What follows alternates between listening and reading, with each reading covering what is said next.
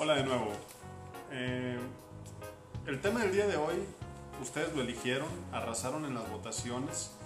Veo que la ansiedad es algo que le preocupa mucho a las personas. Y bueno, pues ya estamos listos para la transmisión del día de hoy, donde hablaremos un poco acerca de esta patología. Más que ansiedad, tiene nombre, se llama trastorno de ansiedad generalizado y es bastante común y complicado de tratar.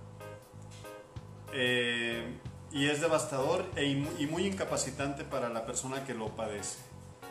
Es más frecuente en mujeres.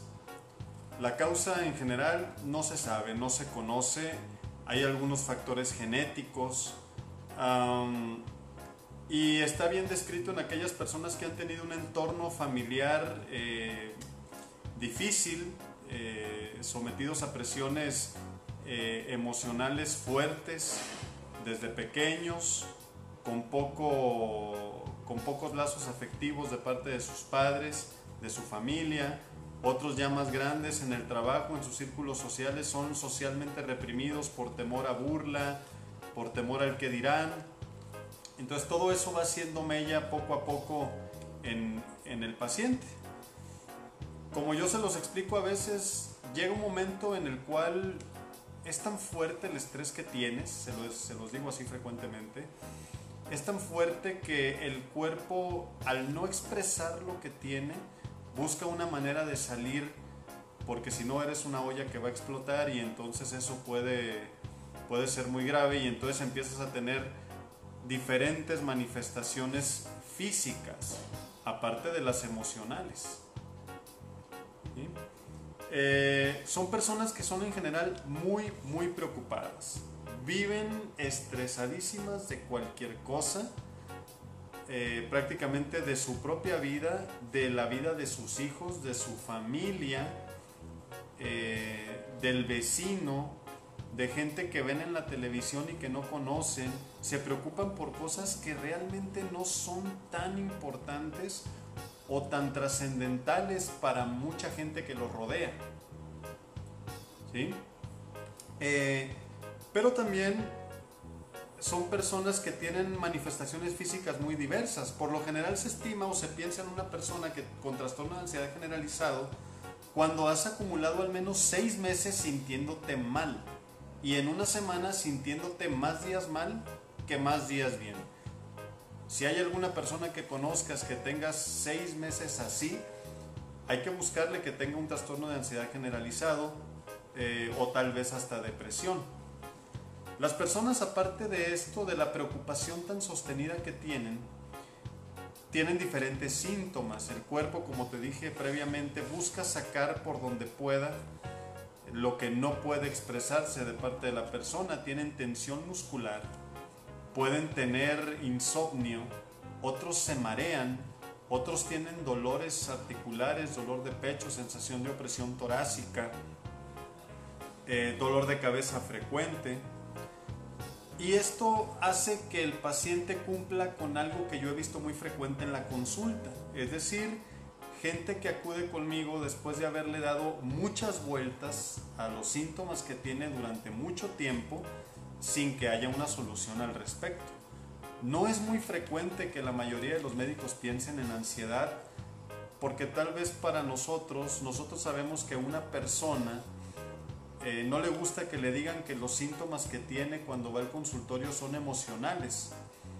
Muchos de estos pacientes creen o desean una causa diferente como causa de lo que tienen, y cuando les dices que es emocional o psicológico, como popularmente se dicen, pues como que no se quedan muy satisfechos. Bueno, entonces estos pacientes empiezan un peregrinaje en los diferentes consultorios. Por ejemplo, hay quien se marea y entonces va, por ejemplo, a medicina general, le dan difenidol, le dan Zerk, betaistina. Hay gente que se toma, por ejemplo, una tomografía de cráneo, después va al neurólogo, después va al otorrino por el mareo, le dan diferentes tratamientos y continúa igual. Hay gente que llega a urgencias, por ejemplo, porque se sintió muy mal y llega con la presión muy alta. Por muy alta que sea, llega, nunca antes le había pasado y de repente se sintió muy ansiosa, muy mal, llega a urgencias y es común también que nos hablen porque la paciente está muy hipertensa. Ya después tú le preguntas, te das cuenta que normalmente eso no le pasaba antes y por lo tanto ya empiezas a pensar que es muy raro que haya pasado así las cosas. Hay gente que sienten palpitaciones, entonces ya sabrás, se le toma un electro, no le encuentra nada, va a cardiología, tampoco se le encuentra nada, se le hace ecocardiograma, se le hace electrocardiograma, se analiza de parte del cardiólogo y seguimos exactamente igual. Hay gente que también va al neurólogo porque se le entumen las manos, le hormiguean y eso también provoca pues que estén gastando en estudios, e invirtiendo su tiempo en algo que no les va a resolver nada. También es muy frecuente aquí en este tipo de síntomas que les tomen las famosas reacciones febriles, las cuales, mira, salió positivo el paratífico O, y entonces, pues tiene fiebre tifoidea y por eso se siente así. Es cuando te dan antibióticos, te dan ciprofloxacino, te encuentran triglicéridos altos, colesterol y dicen, por eso te estás mareando, por eso tienes palpitaciones, por eso se te entumen las manos, pero no. Entonces ya cuando llegan a medicina interna, ya con ese camino recorrido y viendo los tratamientos que le han dado, pues ya uno puede darse cuenta de que el problema va más emocional de fondo y entonces es menos difícil aterrizar que es algo efectivamente emocional y debe de empezar el tratamiento. Pero antes tenemos que saber si en realidad el paciente la tiene o no la tiene. El trastorno de ansiedad es muy desgastante para el paciente, muy desgastante para la familia, mucho. Hay una disfunción entre esposos, los hijos asocian ya a su madre como una persona que da muchos problemas, que no se le puede decir nada, que se la pasa llorando, ansiosa, muy preocupona. El yerno ya no quiere ni ir a la casa porque sabe que es un problema tras problema, una quejadera tremenda, etc. Consume muchos recursos hospitalarios, los pacientes consumen gran cantidad de recursos aquí en los hospitales porque buscan la atención por enfermedades que no tienen seguramente. Entonces de repente ya cuando llegan y uno empieza a pensar que tienen ansiedad, se les hace un cuestionario que es la encuesta del trastorno de ansiedad generalizada, que son 7 preguntas las que se contestan y dependiendo de eso se clasifica al paciente como sin ansiedad o ansiedad leve, moderada o severa. Entonces ya teniendo el diagnóstico nos podemos enfocar al tratamiento y aquí en el tratamiento hay 2 cosas que te quiero decir. El tratamiento se divide en la terapia psicológica, la terapia de parte del psicólogo, por lo general es cognitiva conductual, ya es un área que depende más de ellos, y el tratamiento farmacológico, pues con las medicinas de toda la vida. El problema con el tratamiento psicológico es que la gente le da pena ir con el psicólogo, no le gusta, se siente señalado, se siente como débil a ojos de los demás. No le agrada ir al psicólogo, se siente en desventaja comparado con otro menos fuerte. Eso está mal. Actualmente no, afortunadamente hay una tendencia cada vez más frecuente a buscar ayuda emocional, un plan terapéutico psicológico para aliviar estos síntomas u otros, llámese ansiedad, depresión, problemas familiares. Y la gente ya acude más seguido. Es de gran importancia, es de vital importancia. Si a mí me dijeran si mis pacientes se van a controlar con pura terapia por parte del psicólogo, no, yo les diría no tomen ningún medicamento, ¿no? Pero en la realidad eso no pasa así. Mucha gente dice que ahora la sociedad es más compleja, es más difícil y por eso ahora hay más diagnósticos de depresión, hay más diagnósticos de ansiedad. No, lo que pasa es que mucha gente también sí está acudiendo a las terapias y eso hace que los diagnósticos aumenten, pero no es que nos estemos volviendo locos ni mucho menos. Simplemente también hay un sector de la gente que busca más ese tipo de atención y apoyarse en el terapeuta, lo cual es magnífico. Tienes que vencer eso como paciente, tienes que vencer el miedo que te da ir al psicólogo. Tienes que vencerlo. Tienes que acudir y seguramente ahí te van a ayudar a resolver este problema de manera importante. Vence eso, ve, no tengas miedo, no pasa nada, no tienes que tomar ningún medicamento, te vas a sentir mejor, te van a dar herramientas para luchar contra la ansiedad, contra la depresión, contra el estrés. Acostúmbrate. Es bueno, hay que cambiar el chip en eso. Y bueno, lo segundo es el tratamiento farmacológico, que son los famosos inhibidores de recaptura de la serotonina, principalmente fluoxetina, tú la conoces, serotonina, paroxetina, citalopram, escitalopram. Son medicamentos que ayudan bastante a un paciente con esta enfermedad. Por supuesto, esto es solamente bajo supervisión médica. En promedio, muchos pacientes están en la disyuntiva cuando tienen que tomar medicina. Tienen la disyuntiva, muchos de ellos, de que hay dos maneras de tratar. Con medicamentos como la fluoxetina, que tarda más tiempo en actuar, o con medicamentos como el clonazepam, que es mucho más rápido el inicio, pero puede provocar adicción. Entonces el paciente tiene que escoger muchas veces qué es lo que lo que quiere como parte de su tratamiento. Hay gente que tiene muy satanizado el clonazepam, no le gusta por temor a ser adicto.